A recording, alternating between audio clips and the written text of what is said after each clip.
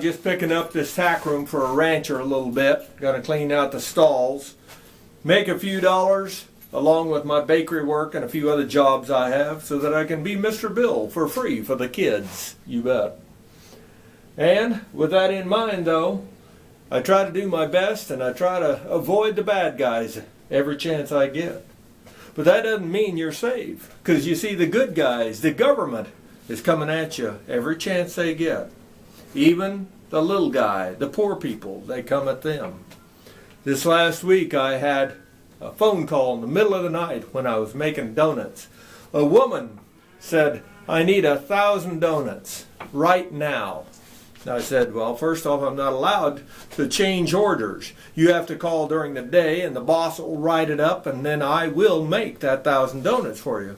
But it has to go through channels. You can't just jump channel and have me do it in the middle of the night. I'm not allowed to do that. Well, the lady talked a little bit to me and then she said, how about if you just let me come to your store, come in the front there, and I will take what I want and I'll give you some cash, just cash. And nobody needs to know about it.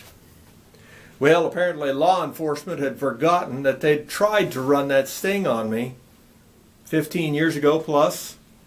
And I didn't fall for it then, nor did I now. And I said the same thing that I did back then, which is, if we did this thing that you want to do, and we never got caught, I'd still have to, on Judgment Day, explain it to Jesus Christ. And I'm not going to do that. You bet. Government is not your friend.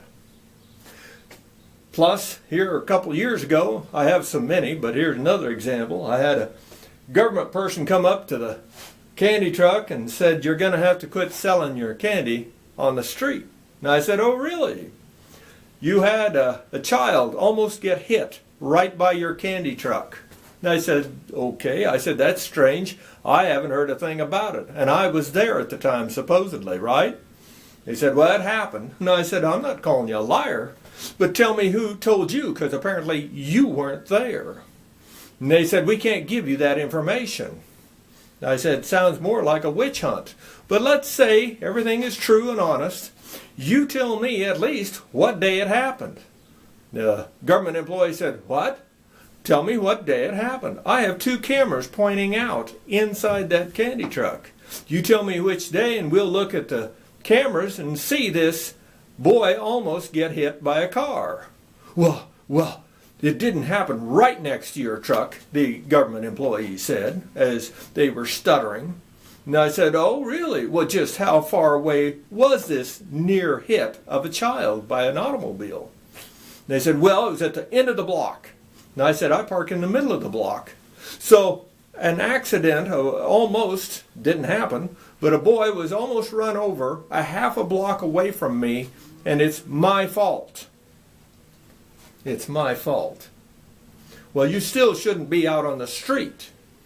And I said, well, if you're going to make up stories, you better be a little careful.